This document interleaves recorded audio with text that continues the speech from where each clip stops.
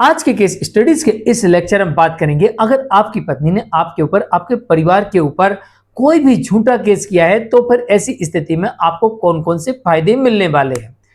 अक्सर यह होता है कि पत्नी जब भी पति और उसके परिवार के ऊपर झूठा केस करती है तो पति और उसके परिवार के लोग डिप्रेशन के शिकार हो जाते हैं, परेशान हो जाते हैं और वो घबराहट में कुछ गलतियां कर जाते हैं और जो फायदे उन्हें मिलने वाले होते हैं संभवतः कई बार वो फायदे भी उनको नहीं मिल पाते हैं।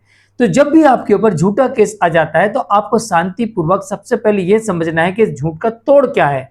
क्या पत्नी के पास में कोई सबूत है, कोई आई विटनेस है, कोई ऐसा गवाह है जो इसकी पुष्टि कर सकता है जो वो आरोप लगा रही। अगर पत्नी के पास में ना गवाह है, ना मेडिकल है, ना कोई सबूत है, पत्नी जानबूझकर सारे झूठे बेबुनियाद आरोप लगा रही है, तो फिर ऐसी स्थिति में आप बरी तो हो ही जाएंगे क्योंकि उसके पास कोई सबूत नहीं है और आप इससे निकलने का प्रयास करेंगे।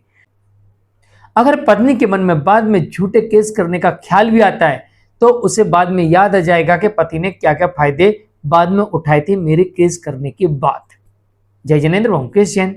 वीडियो को लाइक और शेयर कर दीजिए और इस तरह जजमेंट्स पाने के लिए दिए गए नंबर पर आप हमें संपर्क कर सकते हैं। चलिए शुरुआत करते हैं। नंबर 1, जब भी आपकी पत्नी आपके ऊपर झूठे केस लगाए तो ऐसी स्थिति में सबसे पहले झूठे केसेस को डिसमिस कराने का प्रयास करिए। सीधे लड़ने की बजाय उसमें आपत्तियां लगा के ऐसे केस को डिसमिस करवाने का प्रयास करिए।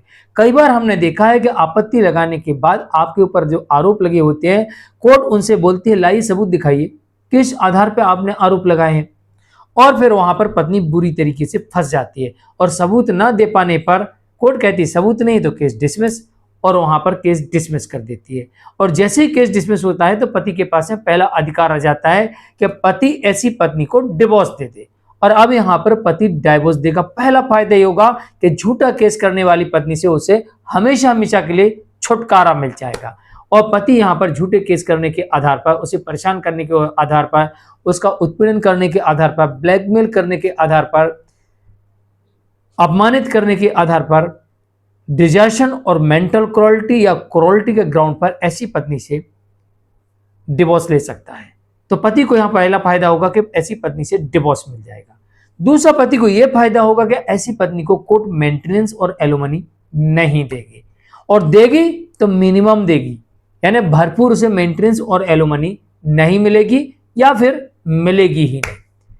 तीसरा, पति को यह सबसे बड़ा फायदा होगा कि पति ऐसी पत्नी के ऊपर मानहानि का केस कर सकता है, हिंदू मैरिज एक्ट के अंतर्गत केस लड़ने का खर्चा और कंपल्सेशन की डिमांड कर सकता है, अलग से मानहानि का केस कर सकता है, और इसके अलावा झूठे केस में फंसाने के आरोप में